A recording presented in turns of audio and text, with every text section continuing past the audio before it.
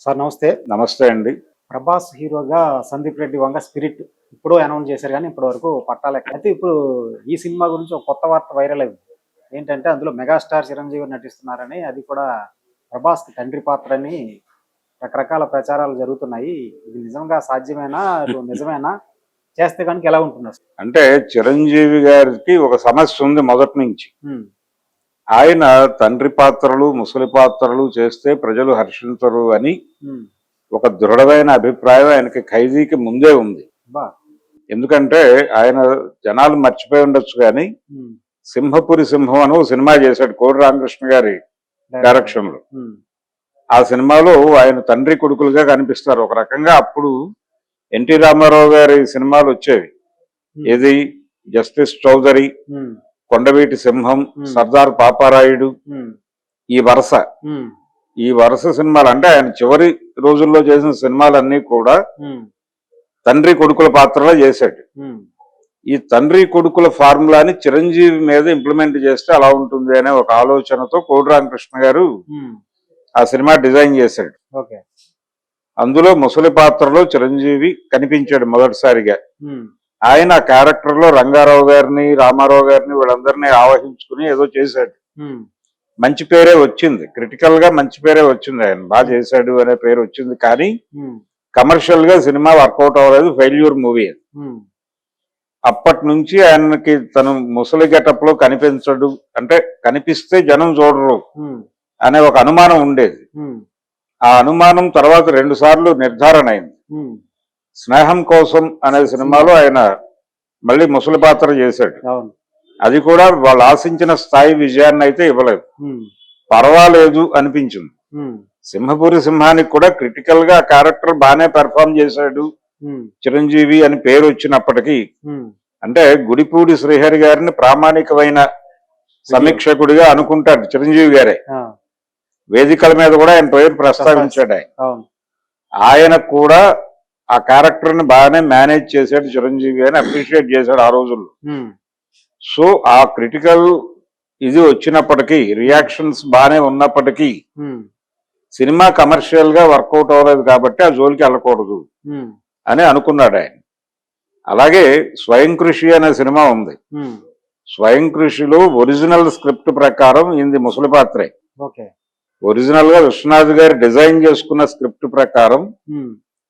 మేనల్లుడు, యుక్త వయసులో ఉన్నటువంటి మేనల్లుడికి వయసు మళ్ళిన మామకి మధ్య జరిగే గొడవ, దాన్ని చిరంజీవి గారి సెంటిమెంట్ రీత్యా, హ్మ్. అంటే ముసలి గెటప్ లో నన్ను జనం చూడరు హ్మ్.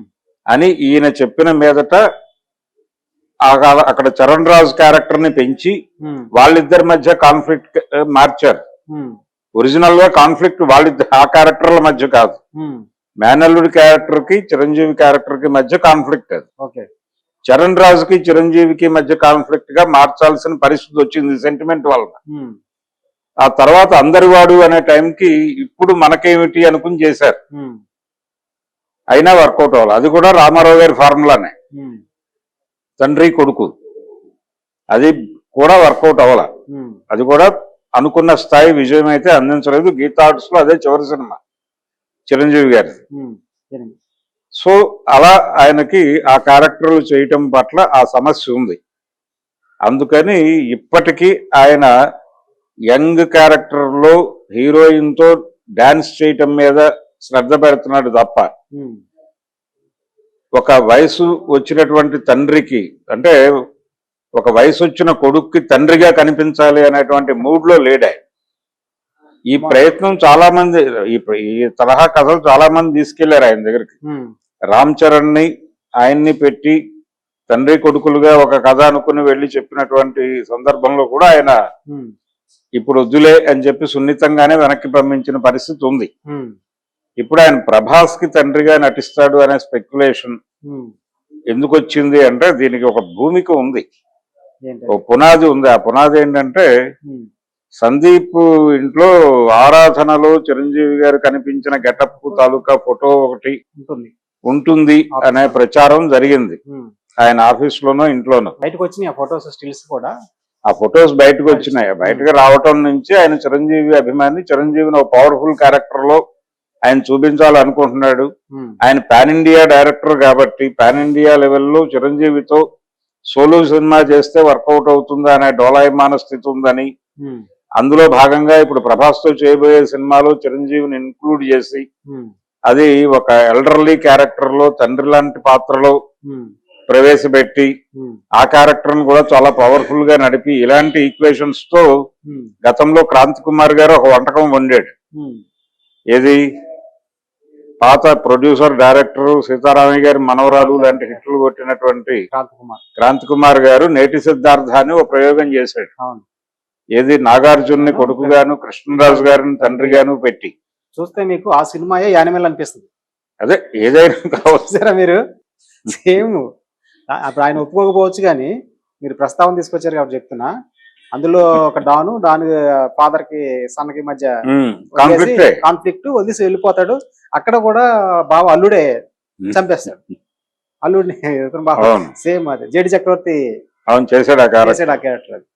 సో నేటి సిద్ధార్థ టైంలో క్రాంతి కుమార్ గారి ఆలోచన కూడా ఇదే. అంటే అప్పటికి కృష్ణరాజు గారు వయసు మళ్ళిన పాత్రలు చేస్తున్నాడు. ఒక హీరోకి తండ్రిగా ఆయన కన్విన్స్ చేయగలడు కాబట్టి చేశాడు, సినిమా చేశాడు. అదేదో దాని పద్ధతిలో ఆడింది. అది కూడా క్రాంతి కుమార్ గారు ఎక్స్పెక్ట్ చేసిన లెవెల్ హిట్ అయితే కాదు. అదేదో అలా ఆడేసింది, డబ్బులు వచ్చేసినాయి, ఆయనకు అమ్ముడు పోయింది, ఆయన సొమ్ము చేసుకోగలిగాడు. ఈవెన్ రిక్షా కూడా అనే సినిమా కూడా క్రాంతి గారికి డబ్బులు అయితే తెచ్చింది, కానీ కమర్షియల్ గా ఆయనకి వర్కౌట్ అయిన సినిమా కాదు. అలా ఈ నేటి సిద్ధార్థ, ఈ పోలికలు, ఈ నేపథ్యం, ఆ ప్రయోగం గతంలో జరిగింది. ఇప్పుడు అలాంటి ప్రయోగమే ఈయన చేయబోతున్నాడు అనేది ఒక స్పెక్యులేషన్. సందీప్ ఒక పవర్ఫుల్ క్యారెక్టర్స్ అంటే పవర్ఫుల్ క్యారెక్టరైజేషన్ మీద సినిమాని రన్ చేయాలి, కథ మీద కాదు అనేది ఆయన బిలీఫ్. ఏది సందీప్ ఇప్పటి వరకు చేస్తున్న సినిమాల అన్ని ఒకసారి చూస్తే ఆయన క్యారెక్టరైజేషన్ మీద డిజైన్ చేస్తాడు, క్యారెక్టరైజేషన్ మీద ఎక్కువ శ్రద్ధ పెడతాడు, అంతే తప్ప కథ మీద కాదు. దానిలో నుంచి కథ పుట్టాలంటాడు ఆయన. క్యారెక్టరైజేషన్ లో నుంచి కథ పుట్టాలి తప్ప కథ డిజైన్ చేసుకుని క్యారెక్టర్ అనుగుణంగా నడిపించడం కాదు. అందరూ ఇటు నుంచి ప్రయాణం చేస్తారు, నేను అటు నుంచి ప్రయాణం చేస్తాను అంటాడు ఆయన. అందుకని ఇద్దరు పవర్ఫుల్ హీరోలు ఉంటే, ఇప్పుడు ప్రభాస్ తో పాటు చిరంజీవి ఉంటే, అప్పుడు వాళ్ళిద్దరిని దృష్టిలో పెట్టుకుని క్యారెక్టరైజేషన్, వాళ్ళ వాతావరణం క్రియేట్ చేయటం అనేది కొంత బెటర్ అవుతుంది అనేది ఆలోచన ఉంటే ఉండొచ్చు. అలా దానిలో నుంచి పుట్టిన స్పెక్యులేషన్ ఇది, అంతే తప్ప అధికారిక సమాచారం ఏం కాదు. అధికారిక సమాచారం కాదు, ఇది ఒక రూమరే ఇప్పటి వరకు. అంటే రూమర్ మీద ప్రపంచం రియాక్షన్ చూసుకుని దాన్ని బట్టి ఆ రూమర్ ని నిజం చేయాలా వద్దా అని కూడా ఇలాంటివి బయటకు వదులుతారు. అది ఆ ఆఫీస్ నుంచే బయటకు వచ్చి ఉండొచ్చు కూడా. అదే అన్ని ఆ పరిమితుల్లో ఆ పరిధుల్లోనే చూడాలి. అందుకని ఈయన జనరల్ గా అది పూరి జగన్నాథ్ గారి స్టైల్. ఆయన కూడా క్యారెక్టరైజేషన్ డిజైన్ చేసుకుంటాడు. Hero characterization anti clock wise లో ఉండాలనుకుంటాడు ఆయన. యాంటీ క్లాక్ వైజ్ హీరోయిజం మీద సినిమాని నడపాలి అనేది ఆయన ఫార్ములా. అది సలీం జావేదుల నుంచి అడాప్ట్ చేసుకున్నాడు ఆయన. అదే ధోరణి సందీప్ దగ్గర కూడా కనిపిస్తుంది. ఈయన కూడా ఆ క్యారెక్టర్ కి రకరకాల అంటే ఆ ఈగో ఇవన్నీ విపరీతమైనటువంటి లెవెల్లో నడుపుతాడు. ఆ నడపటం ద్వారా క్యారెక్టర్ ని విపరీతంగా డిజైన్ చేస్తాడు. అర్జున్ రెడ్డిలో జరిగింది అదే. అందుకని ఒక పవర్ఫుల్ హీరో సెంట్రిక్ గా నడుస్తుంది. రెండు సెంటర్లు అవుతాయి ఇప్పుడు చిరంజీవిని పవన్ కళ్యాణ్, చిరంజీవిని అలాగే ప్రభాస్ని పెడితే ఫ్యాన్స్ కి బాగానే ఉంటుంది, సినిమా చూసేవాడికి కూడా సినిమా ఎమోషనల్ గా ఉంటుంది. అలాగే సినిమా చేసేటప్పుడు తను కూడా ఎక్కువ పని చేయడానికి అవకాశం ఉంటుంది. ఈ రెండు క్యారెక్టర్లని డిజైన్ చేయడానికి సంబంధించి కొంచెం ఎక్కువ కృషి చేయాల్సి ఉంటుంది. చిరంజీవి గారు చేయగలడు, ధీటుగా చేయగలడు, అద్భుతంగా మెప్పించగలడు. ఏ క్యారెక్టర్ ఇచ్చినా అందులో మొహమాట పడాల్సిన అవసరమేం లేదు. కానీ ఆయనకుండే సందేహాలు మాత్రమే కాదు, ఆయన ఇప్పుడు కూడా ఆయన ఒక తరహా పాత్రలే చేయాలనుకుంటున్నాడు. చిరంజీవి అభిమానులు కూడా అదే కోరుకుంటున్నారు. ఇక్కడ అభిమానుల నుంచి అలాంటి రియాక్షన్ వస్తుంది అనేది కూడా ఒకటి ఉమ్, ఉంటుంది. అవును. ఎందుకంటే వారసుడు టైంలో కృష్ణ గారి అభిమానులు ఆ సినిమాకి రివర్స్ లో వెళ్ళారు. ఉమ్, ఇలాంటి పాత్రలు చేయొద్దు అన్నారు. ఆ తర్వాత రాముడు వచ్చాడు అనే సినిమాలో మళ్ళీ చేశాడు ఆయన అవును. నాగార్జునతోనే. అవును. అందుకని ఇలాంటి అనేక విషయాలు ఉన్నాయి.